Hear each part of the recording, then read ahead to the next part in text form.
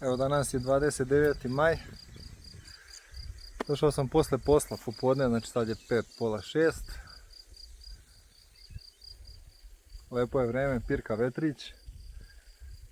Htio sam da prskam, ali ne da mi se da prskam insekticidom jer imam tog nekog, ja ga zovem cvrčak. Napisat ću vam ovdje pravi naziv i kako izgleda i kakvu štetu on pravi na stablu. Pravi ovako male crtice, 2, 3 do 5 mm duge, milimetar možda široke i to otvara naravno mogućnost da se preko tih rana stabla zarazi. Ne mogu da prskam, ali evo pustio sam neku prihranu kroz zaliv. U subotu mi stiže materijal i polako krećem u gradnju ove moje šupe. A sada evo snimam da ovekoveči moment. Kopam rupu za nešto što nisam uradio ranije. Okrećem kameru.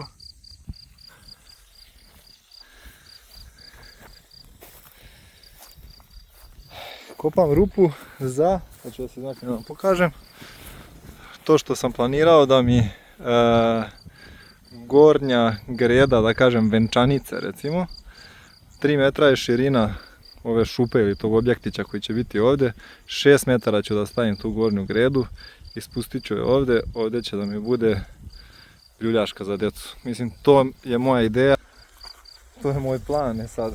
Koliko će biti korišteno vidjet ćemo, ali što da ne, imat ćemo ljuljašku u voćnjaku. Eto, to radim sada i danas, a hoću da ovekovečim taj moment kopanja rupe. Da, rupu kopam za stopu, inače jer mi treba stopa za taj stup koji ću tu da spustim i na koji ću nasloniti tu. Ja zovem venčanica, ali u stvari to i hoće biti venčanica mog krova, ali eto, jedna od greda tog budućeg objekta. Nastavljam sa kopanjem, pa ću vam pokazati rupu i šta sam uradio unutra, šta mi je plan. Neću da se mnogo betona vidi, to jest hoće bude što manje vidljiv beton, iako moram da postignem bar približno onoj visini, znači moram da izađem iz zemlje sa betonom. Ću naknadno da naspem ovo da se što manje vidi taj beton, jer kao što znate imam visinsku razliku. Idem da kopam pa ću vam pokazati. I još zalivam, ali sam iskopao, evo vidite, u pravcu ove buduće grede jednu rupu veću, sad ću vam to pokazati, i tamo manju. Manja je za kosu, to jest kosnik ili kako bi to zvao, to će biti potpora za ovaj jedan stup. Drugi će biti poduprt već samom građevinom jer će ta greda od 6 metara biti vezana, faktički to je gore venčanica, kako je ja zovem, i bila bi da je prava građevina. U stvari jeste prava građevina, ali od drveta. Okrenut ću opet kameru da vam pokažem nešto u ovoj rupi. Ovu sam rupu predimenzionisao, kao i sve što radim. Ovo vidjet ćete kad bude ovaj objekat. Prvo, ova temeljčina je predimenzionisana za 3,5 puta 3 objekat, mreža, sve u fullu, kao da sam zidao kuću. A i vidjeli ste to u prethodnim snimcima. Rupa je također, pa nisam je merio, ali iznad mojih kolena je dubina, sad ćemo izmjeriti. I napravio sam i na jednu stranu, ne možete da vidite, ovamo i ovamo, znači tamo sam ukopao, kako da kažem, i ispod rupe.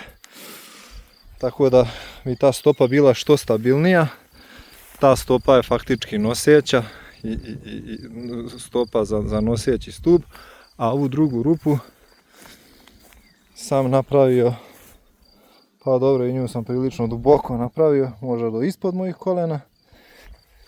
I nju sam malo zakopao na onu stranu, malo na ovu stranu, malo na ovu stranu, kako bi to bila što bolja stopa. Sad ću ponoviti još jednom po ko zna koji puta, to ima ispod svakog mojeg videa.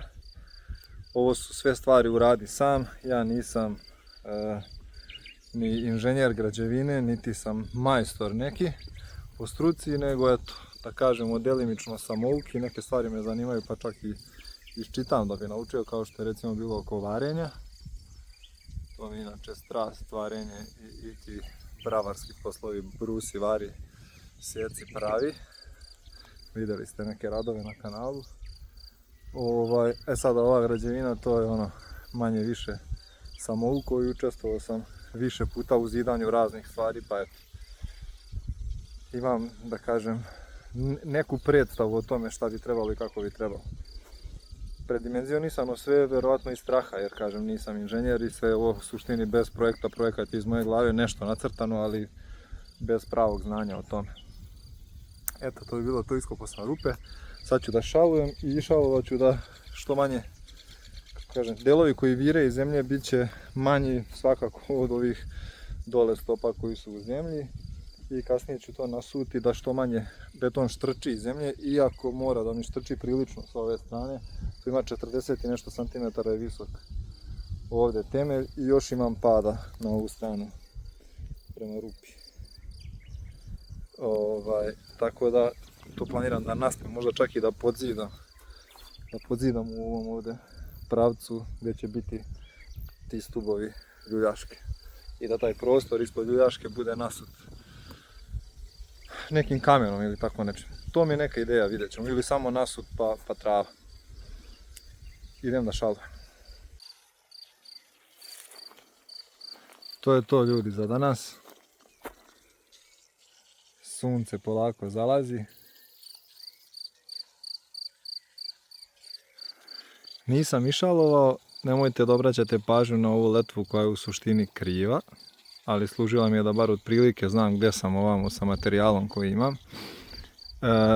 Nisam išalovao do kraja, samo sam pripremio, da kažemo da je ovo do pola pripremljeno, nije sve ni pričvršćeno, ali otprilike imam materijal. Treba se utegne, da se uhvate pravci, da se povuče kanap odande, da ova ivica bude u pravcu sa tamo budućom građevinom. Ovdje isto otprilike imam sav potreban materijal, ništa nije pričvršćeno, ali ok, bit će. Tako da to bi bilo to za ovo kratko javljanje. Pozdrav i vidimo se u sljedećem videu.